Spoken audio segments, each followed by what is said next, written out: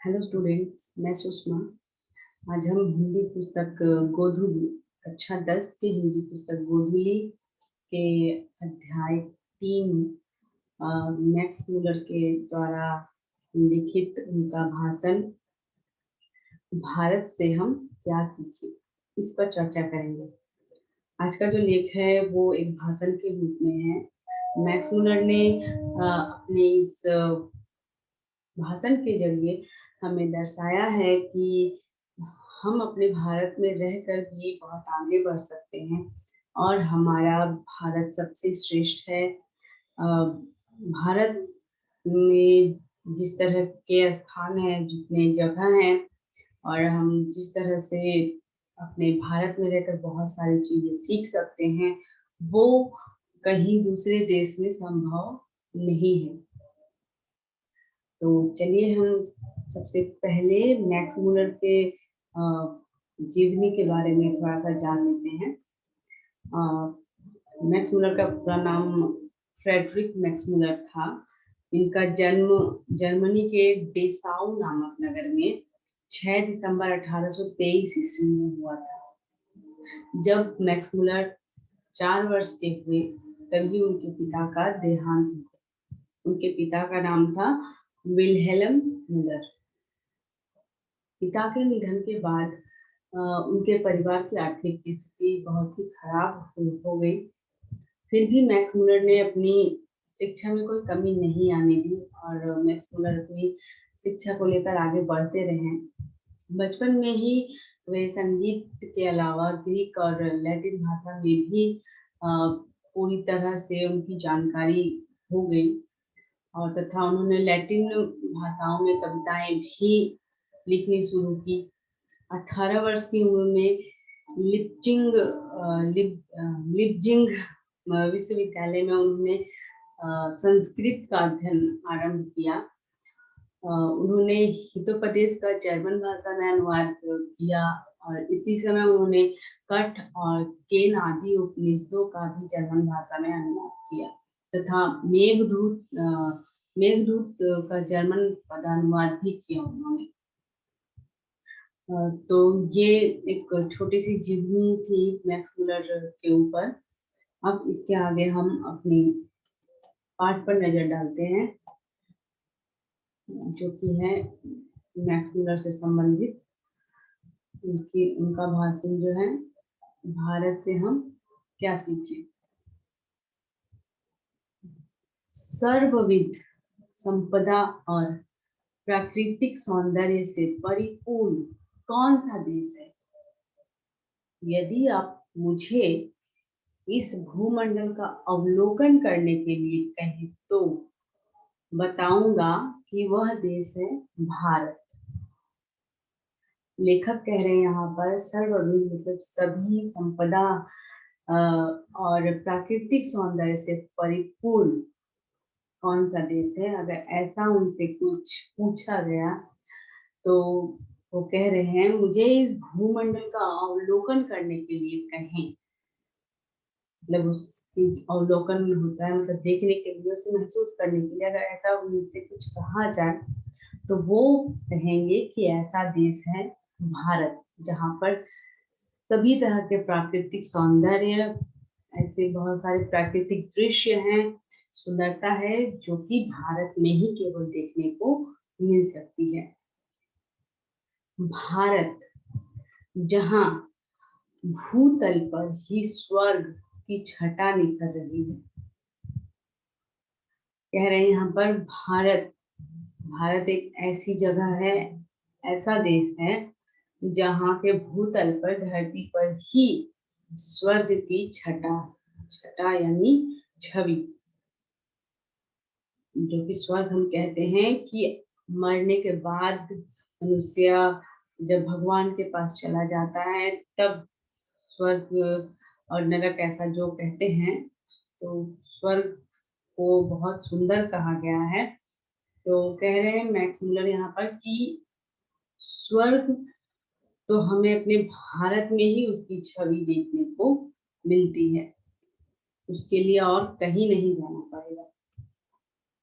यदि आप यह जानना चाहें कि मानव मस्तिष्क की उत्कृष्टतम उपलब्धियों का सर्वप्रथम साक्षात्कार किस देश ने किया है और किसने जीवन की सबसे बड़ी समस्याओं पर विचार कर उनमें से कईयों के ऐसे समाधान ढूंढ निकाले हैं कि प्लेटो और कांट जैसे दार्शनिकों का अध्ययन करने वाले हम यूरोपियन लोगों के लिए भी वे मनन के योग्य हैं।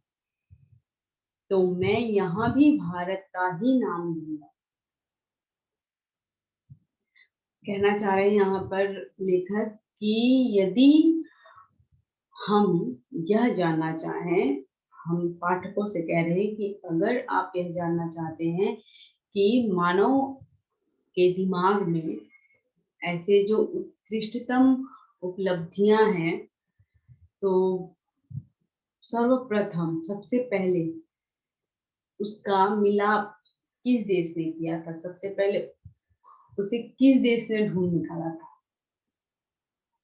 और किसने जीवन की सबसे बड़ी समस्याओं पर विचार कर उनमें से कई ऐसे समाधान ढूंढ भी निकाले कि प्लेटो जो कि एक यूनानी दार्शनिक थे और कांट एक जर्मनी दार्शनिक थे। ऐसे दार्शनिकों का अध्ययन करने वाले हम यूरोपियन भारत के लोगों को कह रहे हैं कि हम यूरोपियन लोगों के लिए भी वे मनन के योग्य हैं, यानी कि पूजने योग्य हैं। तो मैं यहाँ भी भारत का ही नाम लूंगा। वो भी भारत के ही लोग थे जिन्होंने इतने बड़े बड़े कार्य किए। और यदि यूनानी, रोमन और सेमिटिक जाति के यहूदियों की विचारधारा में ही सदा अवगाहन करते रहने वाले हम यूरोपियनों को ऐसा कौन सा साहित्य पढ़ना चाहिए जिससे हमारे जीवन का अंतरतम, परिपूर्ण, अधिक सर्वांगीण, अधिक विश्वव्यापी, यूं ही कहें कि संपूर्णतया मानवीय बन जाए। और यह जीवन ही क्यों, अगला जन्म तथा शाश्वत जीवन भी सुधर जाए। तो मैं एक बार फिर भारत का ही नाम लूंगा। यहाँ कह रहे हैं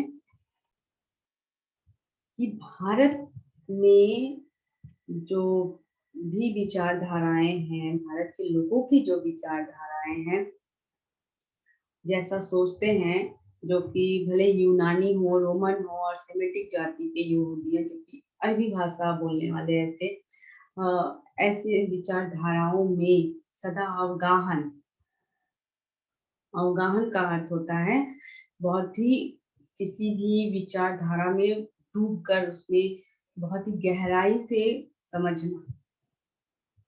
अगर ऐसा कहीं होता है किसी भी चीज को बहुत ही गहराई से सोचना, तो वो केवल हम यूरोपियन, हम भारतवासियों से ही ऐसा संभव है। वो चाहे साहित्य पढ़ना हो या फिर चाहे वो हमारे जीवन का अंतरतम परिपूर्ण हो, अधिक सर्वांगीण हो, मतलब पूरे और अधिक विश्वव्यापी हो, पूरे विश्व में फैला हुआ। तो ऐसा जो भी है हमारे अंतर मन में, अंतरतम परिपूर्ण, यानी जो अंतर मन में है, और ऐसा जो कुछ भी है, ये सब मिलाकर जो है होता है एक संपूर्णतया मानवीय, यानी कि एक संपूर्ण मनुष्यता जन्म लेती है। इन सारी चीजों को मिलाकर जो संपूर्ण मनुष्य जो जन्म लेता है।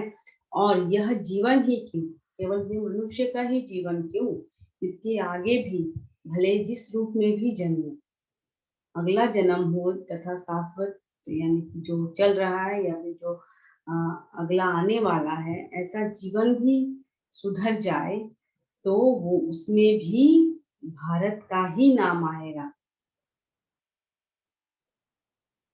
जो लोग आजकल के भारत में घूम कर आए हैं, उन लोगों को अधिकतर भारत के कलकत्ता, बम्बई, मद्रास या ऐसे दूसरे शहरों की ही याद है, जबकि मेरा अधिकतर ध्यान सच्चे अर्थों में भारत के नागरिक ग्रामवासियों की ओर ही रहा है, क्योंकि सच्चे भारत के दर्शन वही हो सकते हैं। यहाँ कह रहे हैं लेखक कि जो लोग आजकल भारत में घूम कर आते हैं अन्य अन्य जगहों पर, अन्य अन्य स्थानों से, और उन लोगों के जो वहाँ पर अधिकतर भारत के जो कलकत्ता, बम्बई, मद्रास ऐसे दूसरे शहरों का ही नाम होता है, जबकि मेरा अधिकतर ध्यान सच्चे अर्थों में, उनका जबकि ध्यान है, लेखक का ध्यान सच्चे अर्थों में तो भारत के जो नागरिक ग्रामवासियों की ओर रहा है। यानी भारत के जो ग्राम गांव जैसे जो देश हैं, वहीं पर सोचते हैं कि सच्चा नागरिक रह सकता है। अ, जैसे कि ग्राम में प्राकृतिक सौंदर्य देखने को मिलता है, वहाँ की जो अपनी एक अलग ही पहचान होती है गाँव की। अ, गाय देखने को मिलते हैं और बहुत सारे पेड़ पौधे देखने को मिलते हैं, पशु पक्षी देखने को मिलते हैं, जो कि अधिकतर हम शहरों में नहीं देख सकते हैं।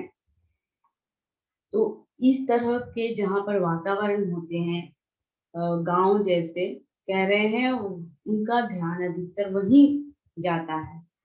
और कहना चाह रहे हैं क्यों, क्योंकि सच्चे भारत के दर्शन वहीं होते हैं, और एक सच्चा भारत, एक परिपूर्ण भारत हमें ग्रामवासियों में ही देखने को मिलता है। तो आज हम यहीं तक रहने देते हैं, और ये थोड़ा-सा थोड़ी-सी लंबी है, लंबा भाषण है ये। जो भी है तो फिर इसके बाद का जो है पार्ट, वो हम अगले वीडियो में पढ़ेंगे। Thank you.